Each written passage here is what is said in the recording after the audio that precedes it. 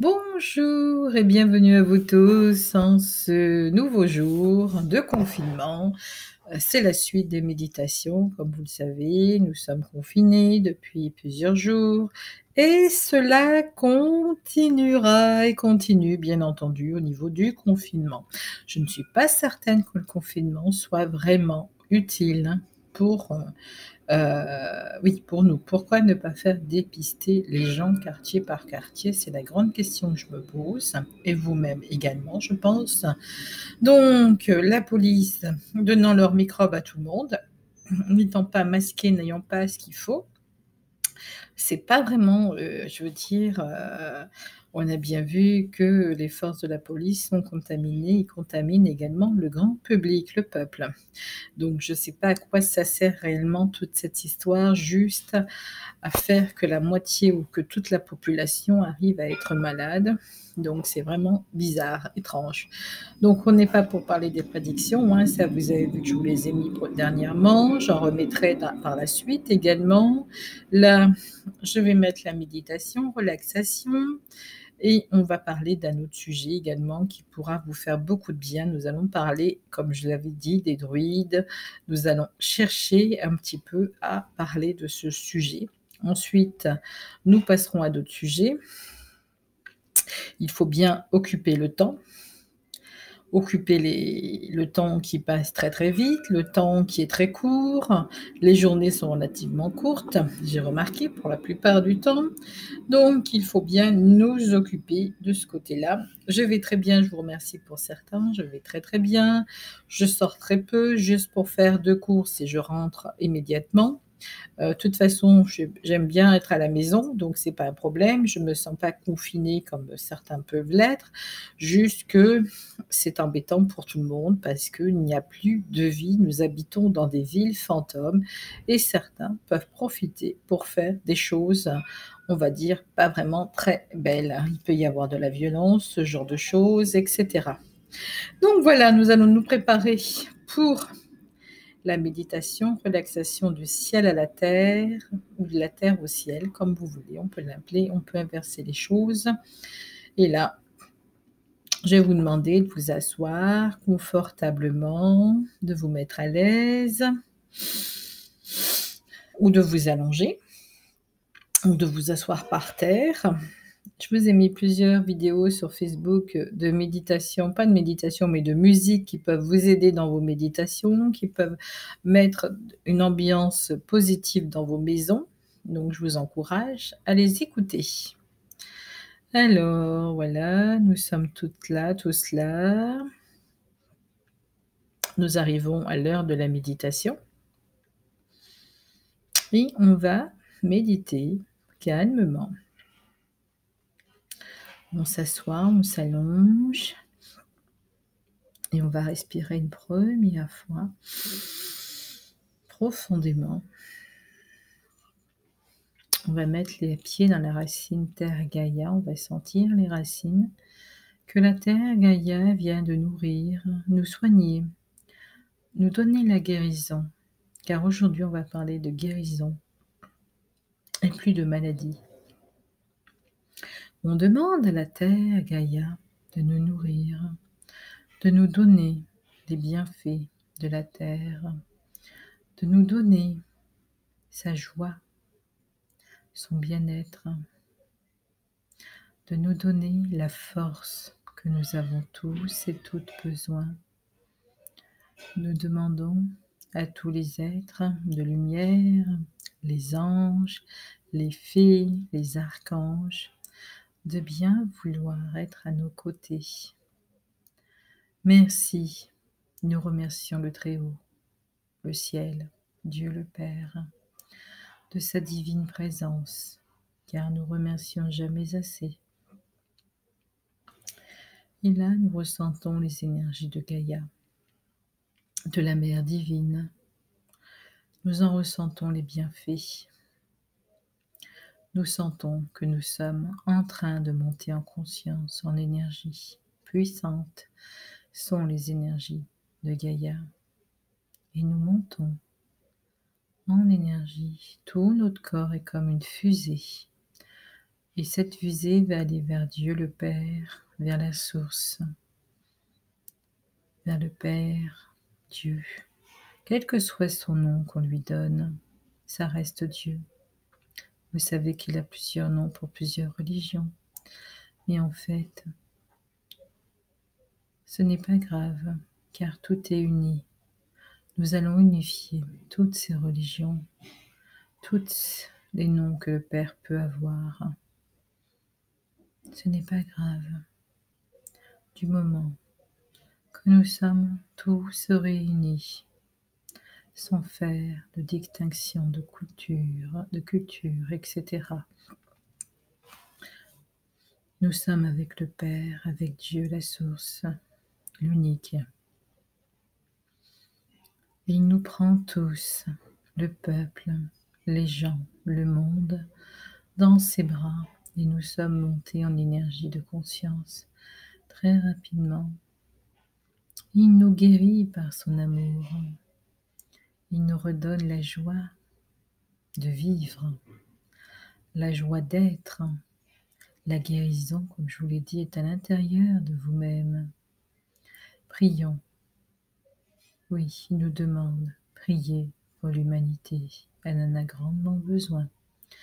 Toi, le Père de tous les pères, toi l'unique, le Dieu, Dieu tout-puissant que tu es, toi qui as plusieurs noms, nous te prions aujourd'hui, tous tes enfants te prient dans toutes les langues, dans toutes les cultures, religions qui soient possibles. Oui, nous te prions de bien vouloir nous aider dans cette situation qui n'est pas forcément facile pour tes enfants, d'être confinés ou d'être malades à l'heure actuelle, ou pris par la maladie, ou ceux qui sont aussi en départ. Nous te demandons, mon Père Tout-Puissant, de bien vouloir aider tes enfants, ceux qui partent, ceux qui sont malades, ceux qui sont encore en bonne santé, de bien vouloir aider aussi tous les êtres de bonne volonté, de bien vouloir propager ton amour, que les gens voient qu'il n'y a plus de différence, seulement de l'amour universel, que toutes les cultures puissent mieux se comprendre, mieux s'entraider, car puissance est l'amour, dit-il. Si vous vous aimez les uns et les autres, vous arriverez à faire beaucoup de belles choses, à mettre en place des choses, et vous arriverez à stopper cette épidémie par l'amour, par la joie, par la grâce du ciel. Grâce vous sera rendue, tous ceux qui sont actuellement dans ce confinement. Oui, grâce vous sera rendue, car l'étincelle divine est en vous tous et en vous toutes. Grâce sera rendue aux malades et aux mourants, car je les accueillerai, dit-il, dans mon royaume, comme je vous accueillerai plus tard quand ce sera votre cheminement. Vous allez reprendre une deuxième respiration et vous vous sentez pleinement heureuse, heureux et heureuse de vous savoir pas seul. Vous n'êtes pas seul dans vos confinements. Le Père est avec vous tous les jours. La source bienveillante est avec vous. La joie est en vous. La paix, l'apaisement, le repos est en vous. Tous les êtres de lumière, les fées, les archanges, les anges vous accompagnent et que l'Esprit Saint soit avec vous, mes enfants. L'Esprit Saint qui est venu à Marie, l'archange Gabriel qui est venu aussi à Marie, lui annonçant la naissance de Jésus. N'oubliez pas que tous les prophètes sont descendus sur votre planète afin de mettre la lumière et de nettoyer votre terre. Je suis l'ange de la paix et de l'amour, dit l'Esprit Saint. Mes enfants, vous n'êtes pas seuls. Tous les jours, je vous accompagne et vous accompagnerai. Vous allez reprendre votre respiration sur ces mots. Vous allez vous sentir victorieux, victorieuse, heureuse, sereine, serein, heureux également. Vous allez vous sentir en paix.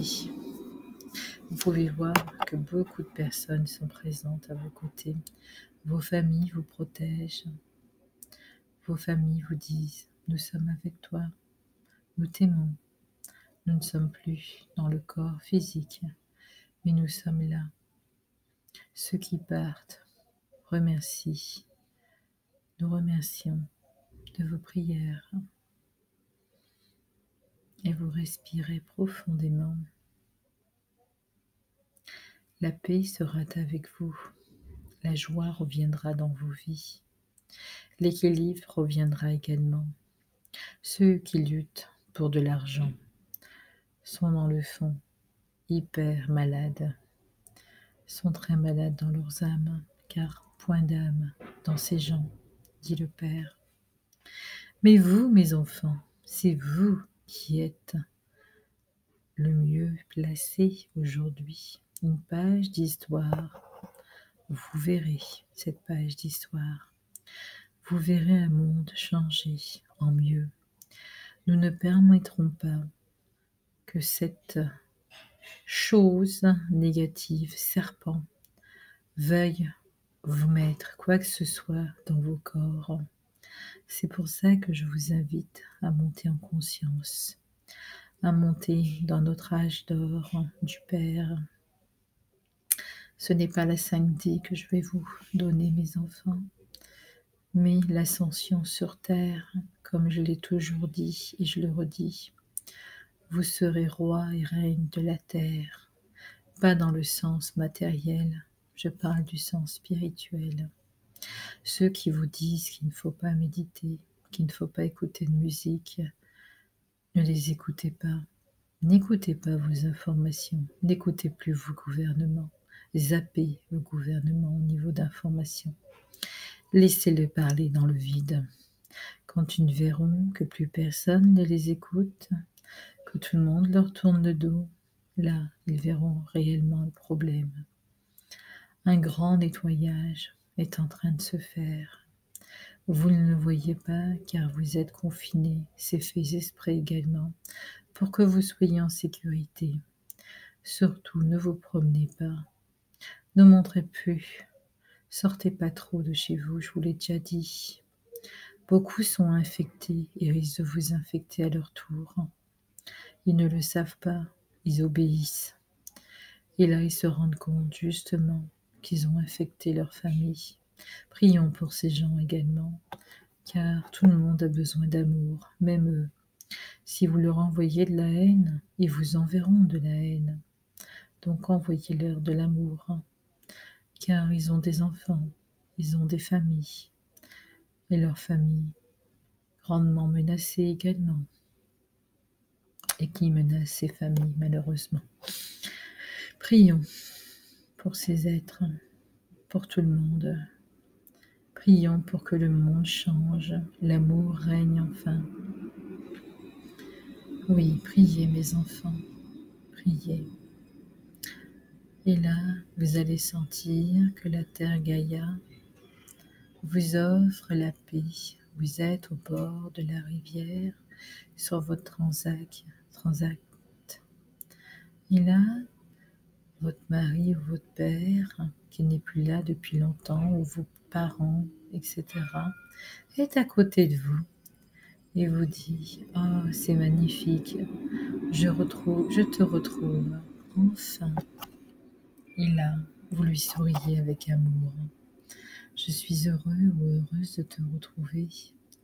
Je suis en train de prendre le soleil divin, bien entendu, dans ce transat où je me sens bien. Et là, vous pouvez voyager, aller en Inde, aller partout où vous voulez sur votre transat.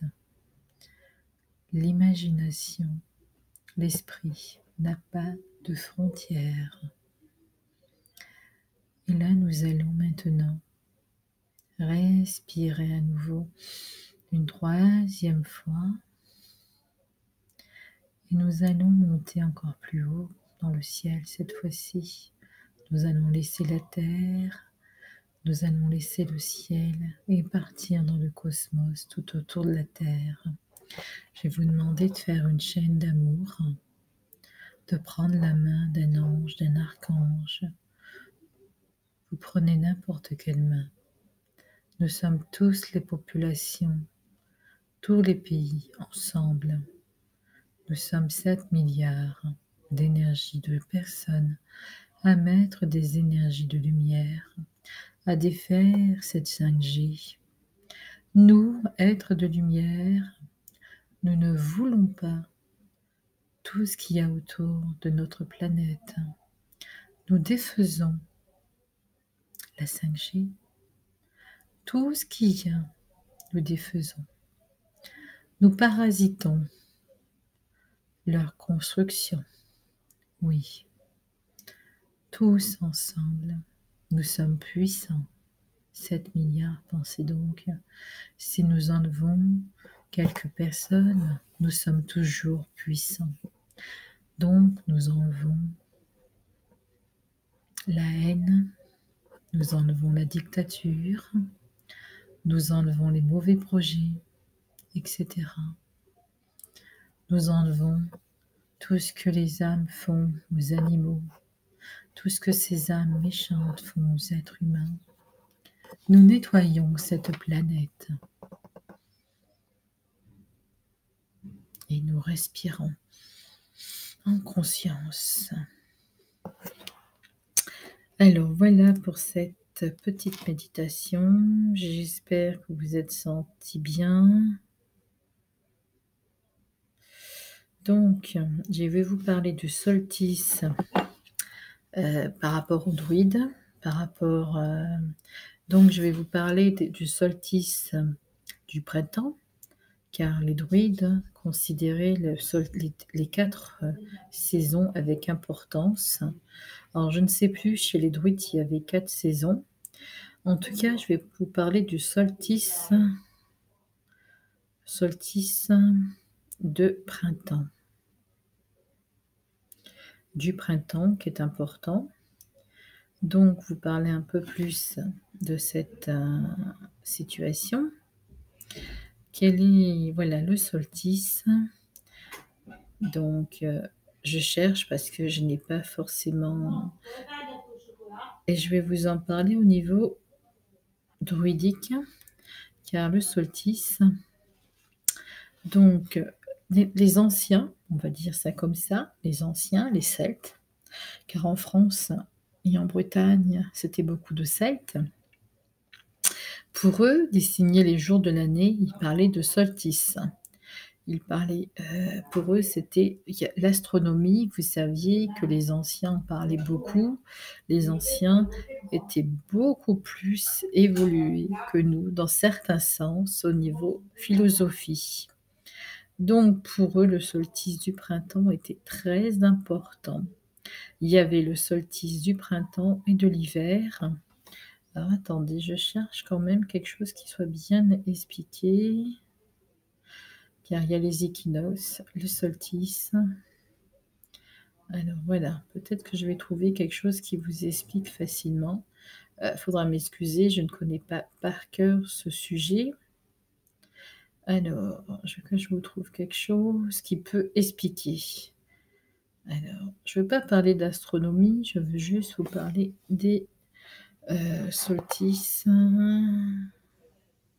Alors, cette année, il est arrivé plus tôt que les autres années, d'après ce que je sais, d'après ce qu'on en dit. Tous les 4 ans. Donc, il a fait un saut de 45 minutes en arrière, paraît-il. Alors, j'arrive pas à trouver... Alors, je vais marquer solstice du printemps et druide. Alors, je m'excuse s'il y a un petit peu d'attente. Voilà. Les druides. Voilà, les Celtes célébraient 8 grandes fêtes. Alors, les Celtes, dont nous en font partie tous, hein, quelque part, hein, ce sont une partie de nos ancêtres, les Celtes, les Gaulois, donc ils célébraient 8 grandes fêtes traditionnelles, c'était des trésors de sagesse, et ils déposaient donc chaque fête était un symbolisme universel pour eux. Les druides, pardon, ont procédé à une adaptation particulière à la race celte.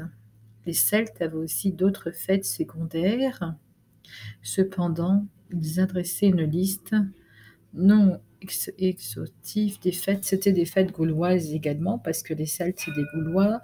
Il y en avait dans il y en avait des Celtes, il y en a eu en Allemagne, il y en a eu en Belgique, il y en a eu en France, en Bretagne, en Grande-Bretagne.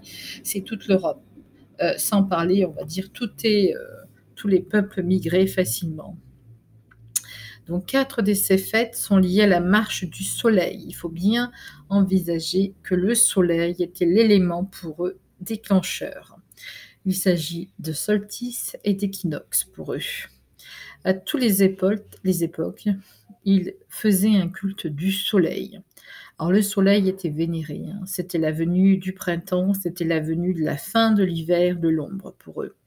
Ce culte a toujours été présent pendant l'essor des civilisations et disparaissait des préoccupations des hommes pendant les périodes de décadence. On peut dire qu'aujourd'hui, nous sommes dans une période de décadence énorme. Cela se produit sans doute au moment où le matériel prend le pas sur l'homme spirituel et ça l'estompe malheureusement fortement. L'argent a pris le pas sur la vie spirituelle dans certains cas, ce qui est dommage. Et pourtant, aux solstices et aux équinoxes, la nature s'éveille à de nouvelles forces qu'elle nous invite à recevoir par elle-même. Nos racines, c'est d'abord la nature. Nous sommes des êtres humains, donc des êtres de lumière. La nature est importante.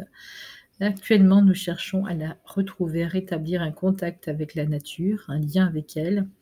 Nous cherchons à communiquer, nous cherchons à être avec elle. Ce sont nos racines, nos traditions et les fêtes qui ponctuent le cours de l'année.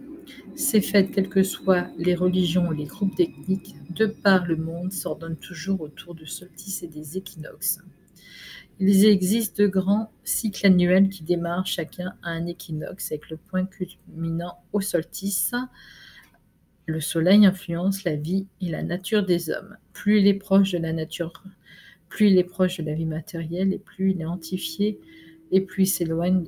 Et plus il est proche du matériel, moins il sera proche de la vie spirituelle. Et plus il se rapproche de la vie spirituelle, plus il prend de l'importance pour lui. L'équinoxe du printemps ouvre donc le cycle matériel, les énergies travaillant la régénération de la matière, la fève qui monte, les animaux qui s'accouplent. Le point culminant est le solstice d'été. Il est usage d'allumer des feux, comme la Saint-Jean, par exemple. Ça peut être aussi un point culminant. Je me souviens, quand j'étais petite, on allumait un feu dans les petits villages pour fêter la Saint-Jean, afin que les divinités actuellement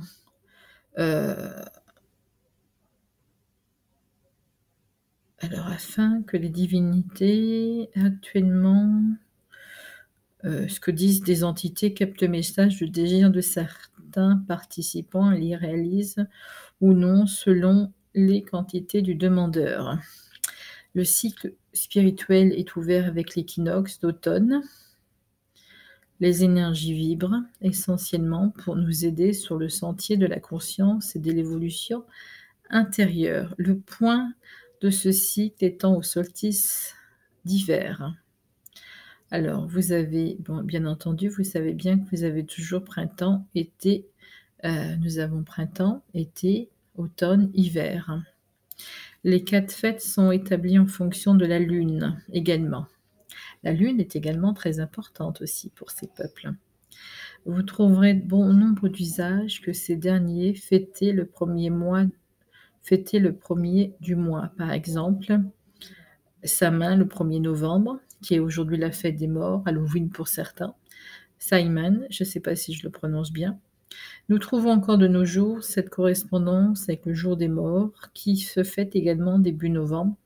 Nous venons d'apprendre que le calendrier celtique populaire était lunaire. Les mois commençaient tous à la pleine lune. La fête du Saint-Main avait donc lieu à la première lune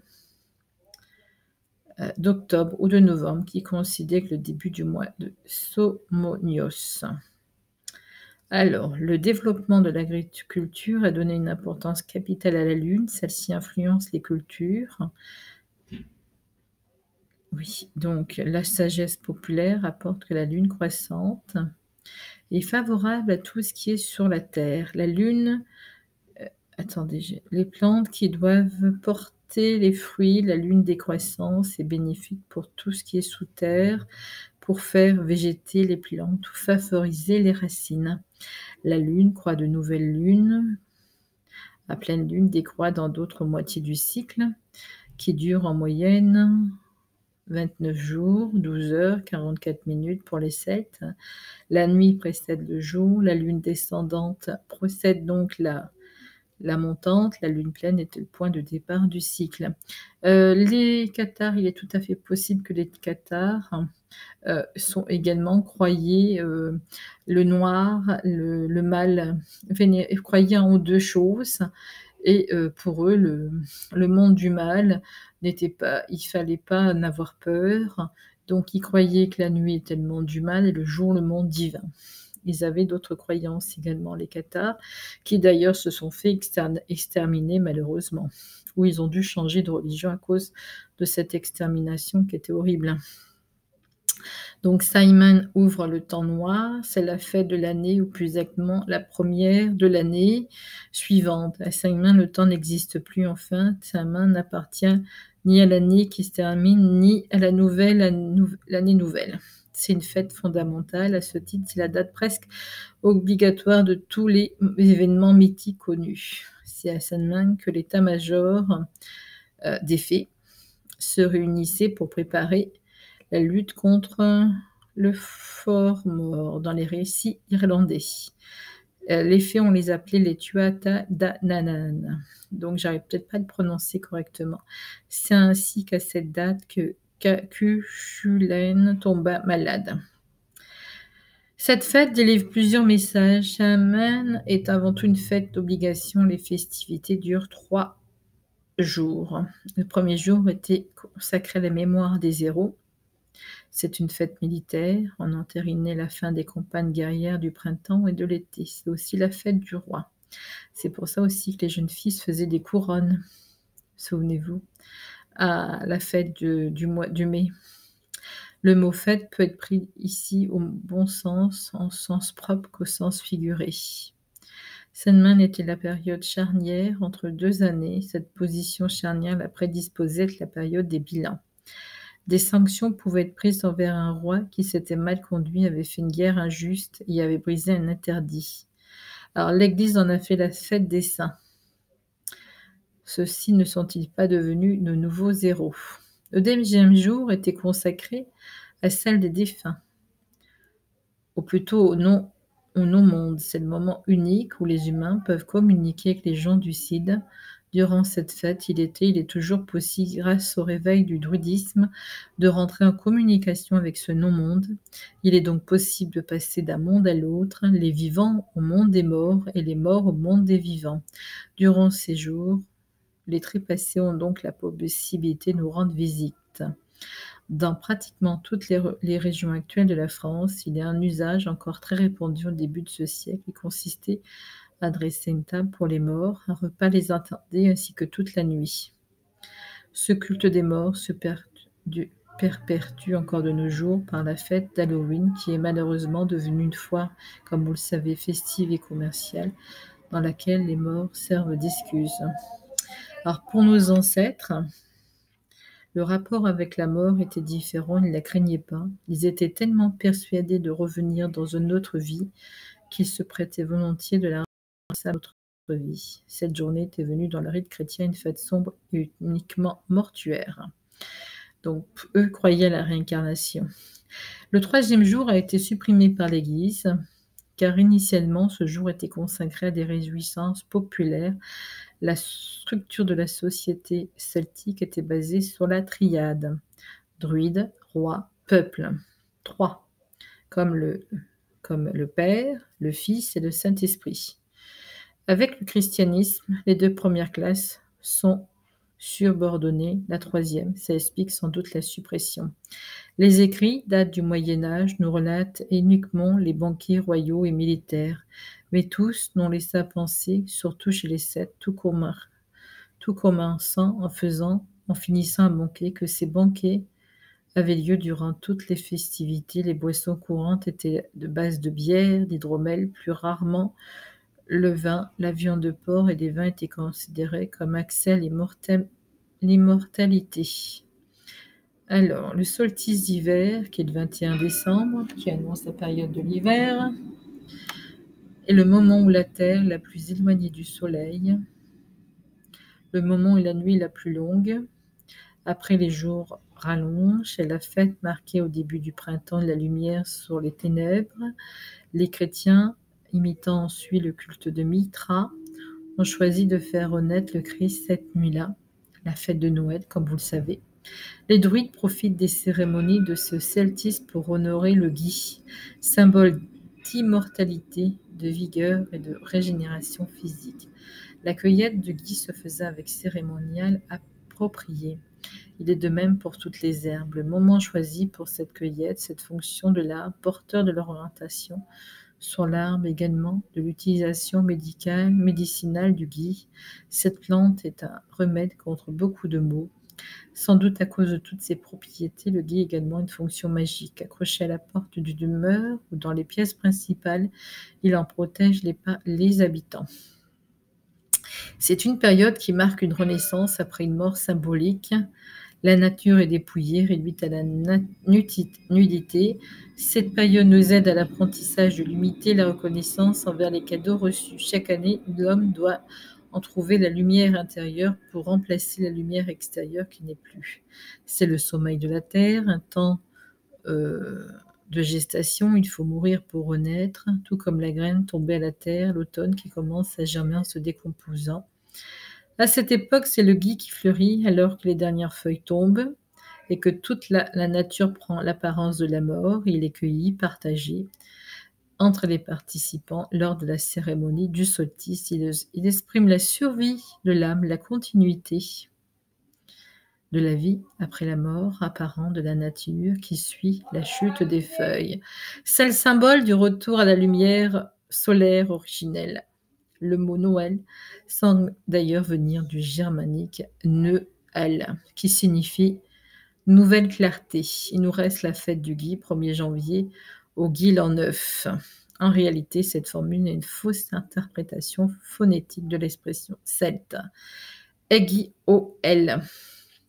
E-G-I, plus loin A-U, après plus loin E-L, qui veut dire germe de blé, par laquelle les Gaulois constataient que le blé semé commençait à germer et annonçait le renouveau de la vie. L'Église catholique ne s'y était pas trompée, fixant la date de Noël de manière à ce que la naissance du Christ, naissance spirituelle, donne sa plénitude à cette fête celtique. Les fêtes duraient 12 jours avant chacun de ces réjouissances spécifiques. Le retour de la lumière est symbolisé par la bûche de Noël. Cette bûche de chêne que l'on fait brûler dans la cheminée, c'est une bûche qui a été prélevée dans le feu allumé lors du solstice d'été qui nous restitue en cette période sombre l'énergie solaire qu'elle a emmagasinée. Ce feu est associé à la conception de l'incarnation. Le sapin de Noël nous montre par la persistance de son feuillage l'illusion de la mort dans la nature. C'est un symbole d'espoir et d'éternité. Alors, la pleine lune de février. La christatine,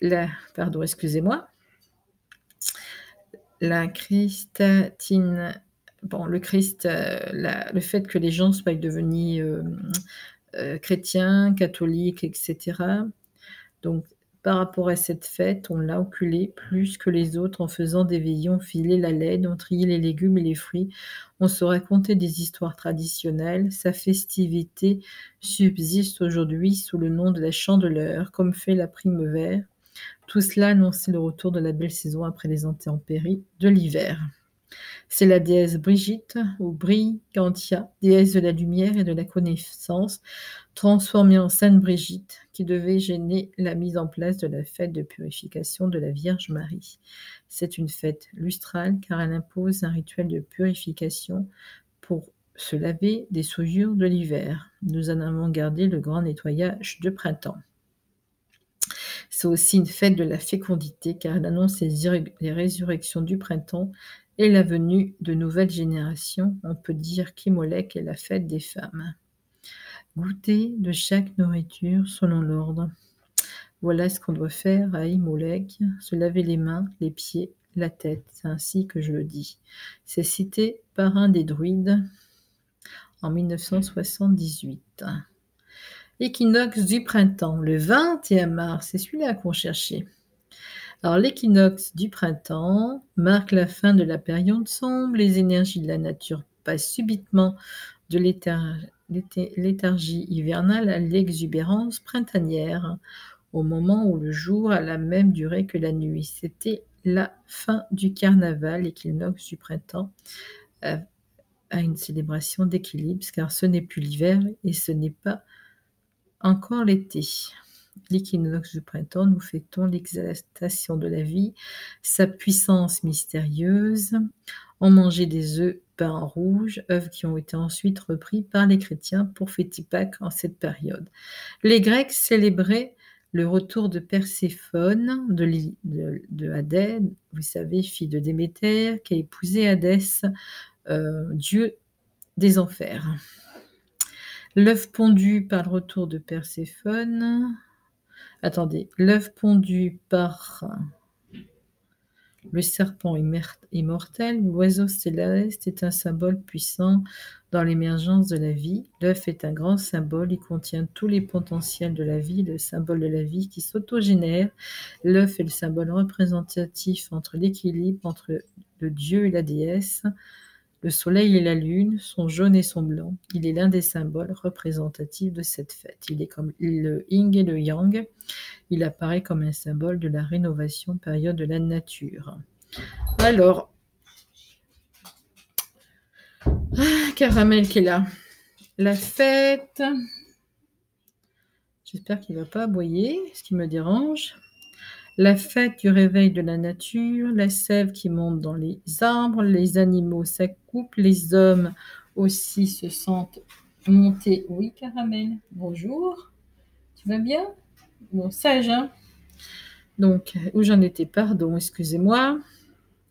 Donc, la fête, donc, les animaux s'accouplent, les hommes aussi sentent monter en eux le renouveau printanier. Un cycle démarre, il est orienté vers la réalisation matérielle, les forces cosmiques travaillant sur les plans matériels.